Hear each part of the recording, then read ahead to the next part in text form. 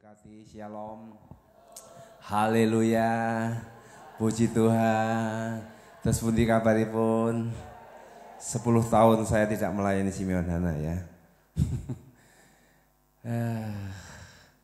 Hari ini, minggu lalu, hari Minggu Bapak Gembala sudah menyampaikan firman tentang merdeka. Merdeka! Pertanyaan jenengan ini sudah merdeka betul atau belum ini? Yakin? Orang merdeka itu randu utang, amin. Itu merdeka finansial. Merdeka hati, orang merdeka itu tidak susah ya. Orang merdeka itu tidak khawatir. Orang merdeka itu dia jalani hidup ini dengan sukacita ya. Nah, ternyata kenyataannya saya masih mendengar melihat banyak orang yang hari-hari ini ya walah. Berapa hari sekali Bapak Ibu walah. Atau begini juga. Sadar enggak Bapak Ibu ketika diam-diam terus itu tandanya belum merdeka juga ya. Nanti Bapak Ibu, nanti apa sering?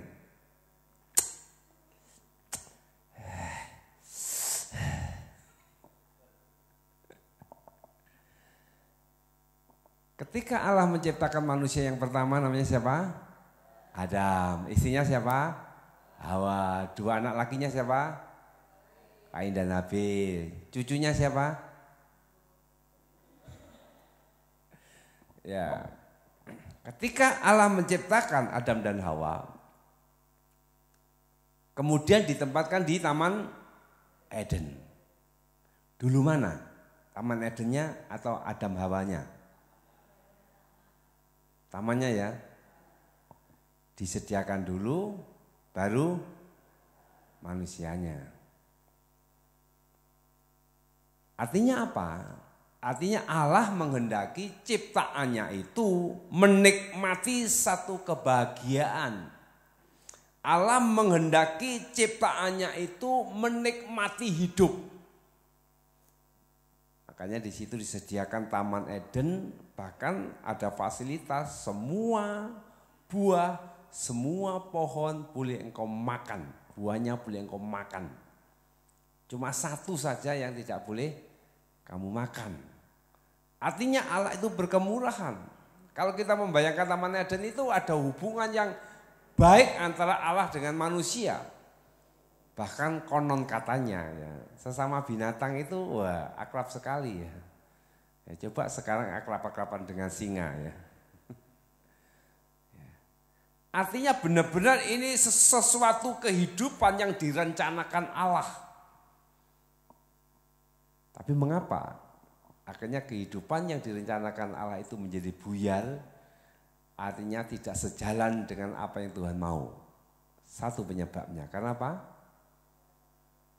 Karena apa? Dosa. Ada yang ngomong begini, loh sebetulnya Tuhan itu kan tidak usah menempatkan taman atau pohon yang dilarang itu di tengah taman supaya tidak berdosa. Setuju? Kenapa kok harus dia tempatkan pohon yang membuat manusia berdosa? Ada yang tahu jawabannya? Dapat hadiah bakso 1 mangkok. Mengapa Allah kok harus menempatkan pohon di tengah taman kemudian dilarang? Kalau daripada dilarang mending tidak usah ditempatkan lah pohon itu. Marai dosa wae. Apa alasannya kira-kira? Karena Allah ingin menguji ketaatan manusia itu. Kalau hidup itu tidak ada tantangan, tidak ada aturan, khawatirnya manusia itu sakarepe dhewe. Ternyata juga setelah ada aturan, ternyata juga dilanggar juga. Nah, kemerdekaan yang sebetulnya sudah disediakan Allah, akhirnya menjadi rusak dan apa yang terjadi? Yuk kita akan baca dalam Kejadian ya, Kejadian pasal yang ketiga. Kejadian pasal yang ketiga di mana manusia jatuh ke dalam dosa ketika yaitu Hawa melihat pohon buah itu elok, enak dipandang, kemudian diambilnya, dimakannya, kemudian diberikan Adam suaminya di mana? Diberikan suaminya di mana waktu itu? Di luar taman atau di taman? Di taman itu, Adam ada di situ. Dan apa yang terjadi? Setelah mereka makan buah itu, kita akan baca ayat yang ke-7. Maka terbukalah mata mereka berdua dan mereka tahu bahwa mereka telanjang. Sebelumnya telanjang apa tidak? Telanjang. Tapi mereka tidak malu. Mengapa? Karena diliputi dengan kemuliaan Allah. Sehingga dia tidak merasa malu. Dia bebas saja ngomong-ngomong, dia bebas saja jalan kemana-mana. Artinya bebas, benar-benar merdeka. Tapi ketika dia ini jatuh ke dalam dosa, maka kebebasannya itu menjadi rusak. Kemerdekaannya menjadi rusak karena apa? Pelanggaran akan dosa itu. Dikatakan mereka itu telanjang lalu mereka... Maka terbukalah mata mereka berdua dan mereka tahu bahwa mereka telanjang. Lalu mereka menyemat daun pohon ara dan membuat cawat. Buat sempak dari pohon ara. Jadi kalau ada pertanyaan siapa desainer pertama cawat kolor hijau, itu Adam. Desainer cawat kolor hijau. Akhirnya sudah tidak bebas lagi, kemerdekaannya rusak. Karena apa? Karena pelanggarannya.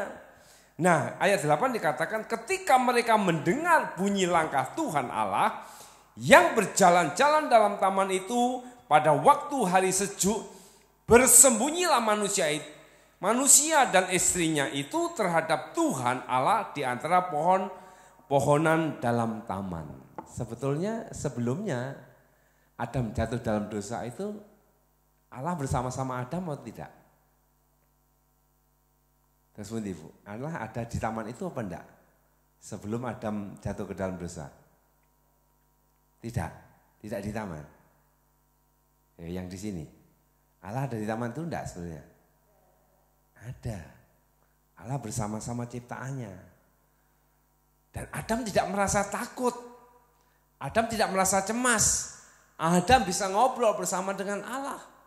Tapi ketika Adam jatuh dalam dosa, kemudian dikatakan di situ ketika mereka Adam dan Hawa mendengar bunyi langkah Tuhan Allah yang berjalan-jalan dalam taman itu pada waktu hari sejuk, bersembunyilah manusia dan istrinya itu terhadap Tuhan Allah di antara pohon-pohonan dalam taman. Bersembunyi. Kalau ada kata bersembunyi, kira-kira perasaan Adam gimana? 1, takut. 2 lagi, malu. Apalagi? Khawatir. Merasa bersalah boleh? Ya boleh. Merasa berdosa dan sebagainya. Nah ini akibat dosa, ternyata perasaan Adam akhirnya berkecamuk atau campur aduk, tidak karu-karuan. Ya. Pernah Bapak Ibu punya rasa malu? Pernah enggak? Pernah. Kalau sampai enggak punya malu ya bahaya juga ya. Yang repot itu malu tapi enggak ada alasan untuk malu. Pernah Bapak Ibu punya rasa khawatir? Pernah. Punya rasa bersalah? Pernah bersembunyi? Ditakoki bojone deg-degan pernah? Nah, hal-hal seperti ini membuktikan bahwa kita ini tidak merdeka. Membuktikan jiwa kita ya, manusia terdiri dari tubuh, jiwa, dan roh. Tubuh ini ya badan ini, kepala, pundak, lutut, kaki, lutut, kaki. Ini tubuh. Jiwa ini perasaan meliputi pikiran. Perasaan di mana perasaan? Di mana? Sini. Perasaanku gitu ya. Keliru, ini dadaku. Perasaan itu hati. Hati di mana? Sini, hatiku ya, perasaanku ya. Pikiran, perasaan, kehendak. Ini pikiran, ini jiwa. Nah, kekhawatiran, kesusahan, rasa malu, merasa bersalah, itu yaitu berbicara tentang kondisi jiwa. Sehingga menyebabkan juga tubuh terbawa ya. Kalau malu artinya dia apa? Tubuhnya bersembunyi ya. Khawatir tubuhnya juga merasa takut, merasa berdosa tubuhnya terasa takut. Kalau itu terus menerus terjadi di dalam hidup manusia, apa yang terjadi manusia itu? Sakit, pasti. Itulah sebabnya 80% penyakit itu disebabkan karena pikiran. Makanya pesan saya, termasuk saya ya yang punya utang ini, utang itu jangan dipikir ya. Enggak pok. Enggak menyelesaikan masalah ya. Utang itu di sahur. Kalau dipikir tidak akan menyelesaikan masalah. Termasuk masalah yang terjadi jangan juga dipikir aja. Cari solusinya, bertindak. Nah ini Adam ini dia sudah kehilangan kemerdekaannya. Karena apa? Karena salah tindakannya. Karena dia salah mengambil keputusan. Sehingga sudah tidak bebas lagi. Dengar Tuhan Allah ada di taman aja, takutnya gemeteran. Nah, coba kita renungkan dalam kehidupan kita. Bagaimana kondisi kita hari-hari ini? Adakah kita mengalami seperti Adam dan Hawa? Kalau saya perhatikan dari sini, saya merasakan begini loh, Bapak Ibu itu kok kurang piknik gitu ya.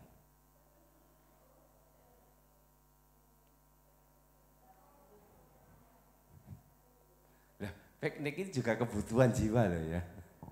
Mau piknik Bapak Ibu? Ya, Bu Kori, catat Bu Kori. Mobilnya Os Pastori ada, mobil saya ada, Alphard hijau juga ada ya, tinggal berangkat ya. Mau kemana? Bali, Lombok, Singapura? Gak apa-apa, itu perlu ya.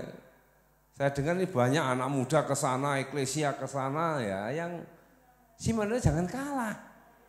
Ayo, langsung ditunjuk siapa ketuanya? Berangkat, gak apa-apa. Kita fellowship di luar, saudara, perlu. Nah, di usia yang semakin lanjut ini ya, semakin lanjut ya, artinya semakin mendekati. Jangan sampai kita ini menjadi manusia yang bodoh. Manusia yang terus dibelenggu dengan pikiran, perasaan yang tidak benar seperti Adam dan Hawa. Orang yang meninggal itu sebenarnya bisa dilihat dari raut wajahnya. Dia meninggalnya tertekan atau dia meninggalnya dengan sukacita. Coba dibayangkan ketika kita meninggal nanti tertekan apa sukacita? Nah, itu penting Bapak Ibu, penting sekali. Makanya hari-hari ini yuk kenali jiwa kita. Apa saja yang membuat kita ini ketakutan, apa saja yang membuat kita ini cemas, apa saja yang membuat kita ini khawatir, apa saja yang membuat kita ini akhirnya lari dari kenyataan. Kenali. Dan ini penting sekali loh Bapak Ibu. Jangan sampai yang dunia cuma sementara tapi uripe ngenes terus. Kalau saya berbicara seperti ini jangan selalu dihubungkan dengan duit ya. Yo mesti wis duit. Duit itu tidak menyelesaikan masalah. Ada orang yang kaya ngomong dia kaya, dia bangun lumbung, makanannya banyak, menyimpan kekayaan banyak, kemudian ngomong kepada jiwanya, "Hai jiwaku, bersenang-senanglah, istirahatlah, karena banyak makanan, kau makan 7 keturunan tidak habis." Kemudian Tuhan ngomong apa?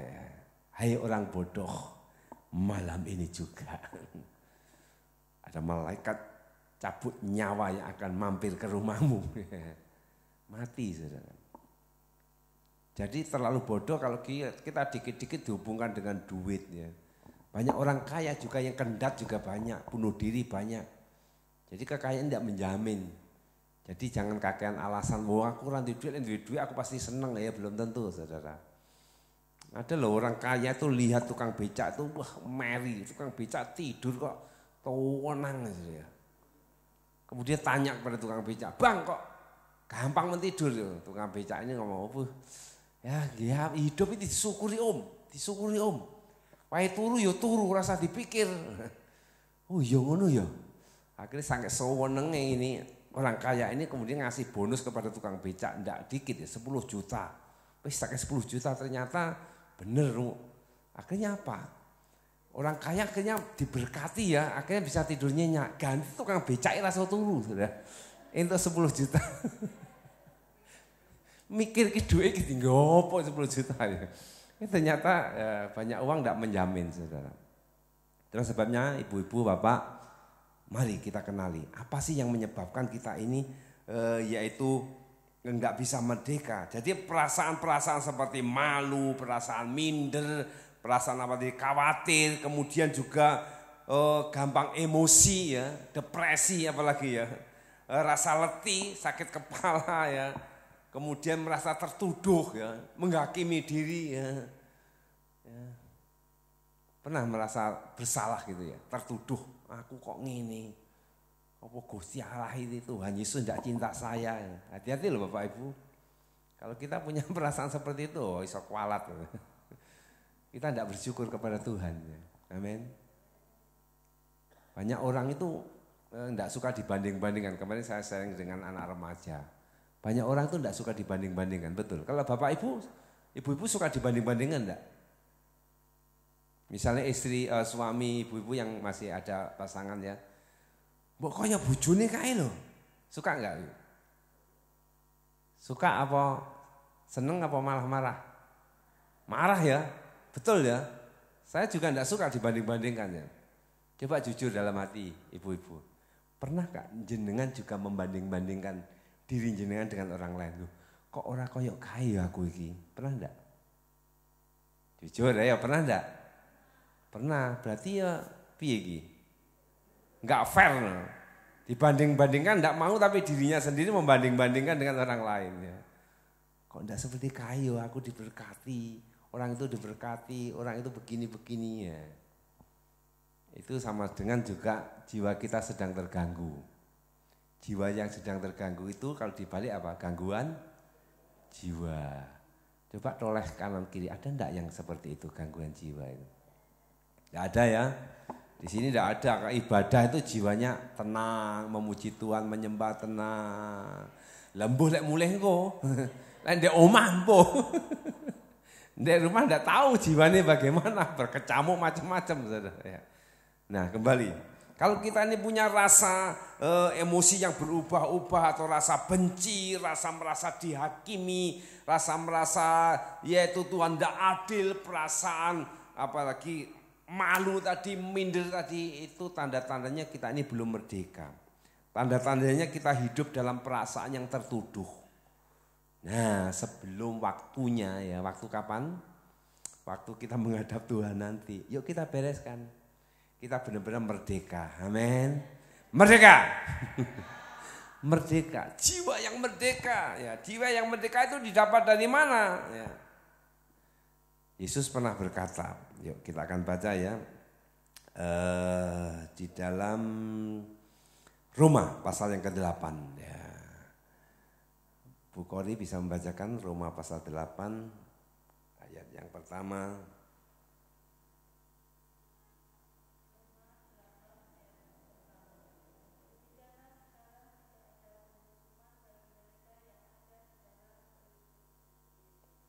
Ya, demikianlah sekarang tidak ada penghukuman bagi mereka yang ada di dalam Kristus Yesus. Mengapa?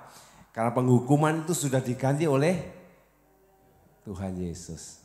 Mengapa kita tidak rayakan hari raya kurban? Karena kurban sudah digantikan oleh Yesus Kristus. Ya. Makanya kalau kita masih tertuduh aku disik, misalnya saya ini. Saya kan dulu penggayanya kan nyetat nomor Bapak Ibu ya. Jadi sampai sekarang masih hafal ya, 57 layangan ya. kemudian 91 bayi, 08 maling, telu-telu kere, masih hafal ya, itu kan nyetat nomornya. Kalau saya hidup di masa lalu, iblis selalu nuduh, kowe khotbah apa? Dhisik kowe iki bakul nomor.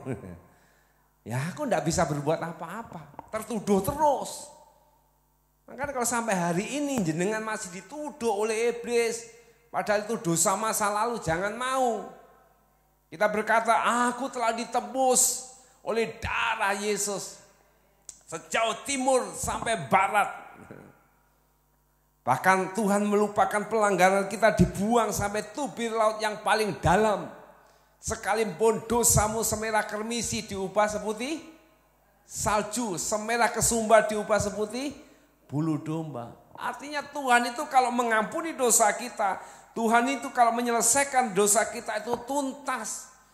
Jadi kalau sampai sore hari kita masih suka mendengar tuduhan iblis, ya kita tidak merdeka-merdeka.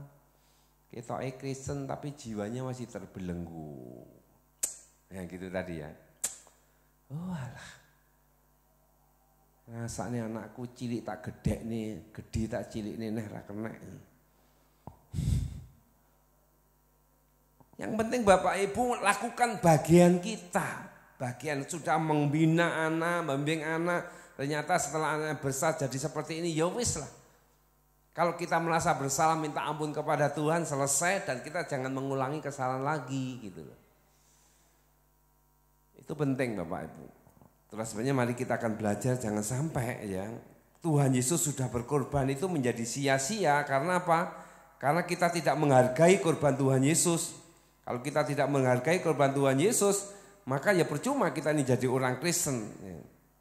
Kita percuma jadi orang Kristen. Ketika Yesus sudah mati di atas kayu salib dikatakan sudah selesai. Artinya termasuk dosa-dosa kita, termasuk yaitu pelanggaran kita sudah selesai ditanggung. Dan seharusnya kita kembali menikmati Taman Eden di dunia ini. Seharusnya seperti itu. Ya coba gerayai introspeksi diri dalam kehidupan kita. Apa yang menyebabkan kita ini masih gundah gulana, sedih, susah. Kalau kita sudah tinggalkan, kalau kita sadar kita salah ya bertobat. Misalnya penggawe ini udah nomor misalnya ya. Ya wis mandek ya. Mandek dan jangan mau diintimidasi oleh iblis, jangan mau dituduh terus. Tapi kita mau terus yaitu menyerahkan hidup kita kepada Tuhan. Di dalam Yesaya yuk kita baca. Yesaya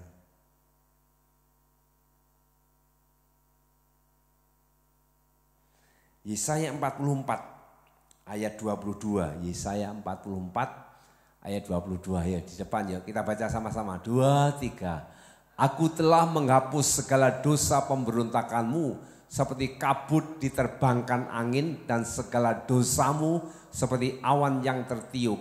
Kembalilah kepadaku sebab aku telah menebus engkau. Begitu indahnya kasih Tuhan dalam hidup ini. Makanya Bapak Ibu kalau di usia lanjut ini Bapak Ibu masih dipenuhi dengan perasaan-perasaan yang itu bukan karena kita tapi karena kita mendengarkan bisikan iblis, mendengarkan intimidasi iblis. Stop.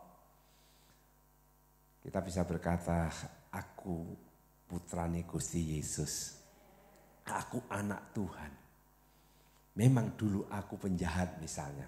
Sekarang aku penjahit ya, misalnya seperti itu. Memang dulu aku ini berdosa, tetapi sekarang dosaku sudah diampuni. Dan setiap hari kita terus renungkan, setiap malam renungkan hari ini tadi apa ya yang aku membuat melukai hati Tuhan. Kita minta ampun kepada Tuhan. Hari ini tadi lambeku ngomong apa ya yang membuat orang tersinggung. Kita minta ampun kepada Tuhan. Tapi juga jangan gini kita sudah berdosa ngaku, sesuk dosa lagi, sesuk ngaku lagi. Dosa lagi, ngaku lagi. Kalau pas ngaku, innalillahi ya puji Tuhan. Aku hati ini pas dosa, Tuhan pundut ya celaka. Itulah sebabnya mari kesempatan yang indah sore hari ini kita diingatkan ya. Jangan mau kita ini, jiwa kita ini terus dipermainkan oleh iblis. Jangan mau jiwa kita ini terus diintimidasi iblis. Tapi kita berani berkata, aku sudah bebas. Amin. Aku sudah merdeka. Karena Yesus telah mati dan bangkit. Karena dosa-dosa kita dan dia siapkan tempat bagi kita. Ketika rumah kita selesai, kita pun akan dibawa ke sana. Pertanyaannya, mau cepat selesai apa nanti rumahnya? Terserah Tuhan ya, antri yang tertib, tidak usah balapan ya. Ketika waktunya tiba, indah ya, dan indah. Dan orang Kristen harus memiliki keyakinan, mati masuk surga ya. Kalau sampai hari ini kita masih mudah-mudahan masuk surga, ya, berarti Kristen ini tidak tenanan. Saudara. Saya ajar kepada anak-anak didik di sekolah, harus punya keyakinan. Yesus mati menebus dosa, jadi kita pasti masuk surga. Itu juga ditanamkan kepada anak-anak putra putri Bapak Ibu saudara.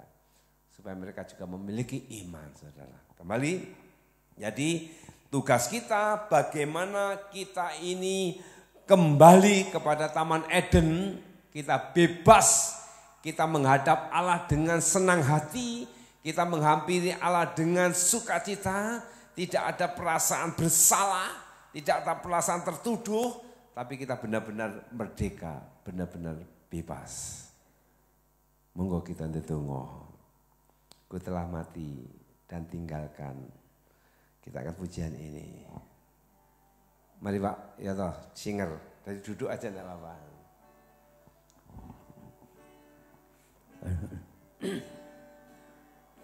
Telah mati dan tinggalkan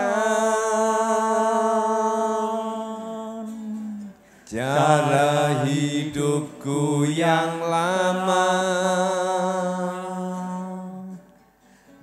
semuanya sia-sia dan tak berarti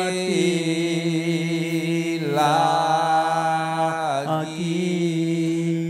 Hidup ini ku letakkan pada mezbah-Mu ya Tuhan. Jadilah padaku seperti yang Kau ingini. Mari kita bangkit berdiri, katakan ku telah mati. Ku telah mati dan tinggalkan cara hidupku yang lama. Semuanya sia-sia dan tak berarti lagi. Hidup ini ku letakkan pada mezbah-Mu ya Tuhan. Jadilah padaku seperti yang Kau ingini. Tuhan ingin menjadikan hidup kita seperti apa yang Tuhan ingini. Apa yang Tuhan inginkan adalah hidup yang tidak tertuduh, hidup yang tidak merasa bersalah terus, tapi hidup yang merdeka. Tuhan ingin kembalikan di suasana Taman Eden, boleh kita nikmati. Mari kita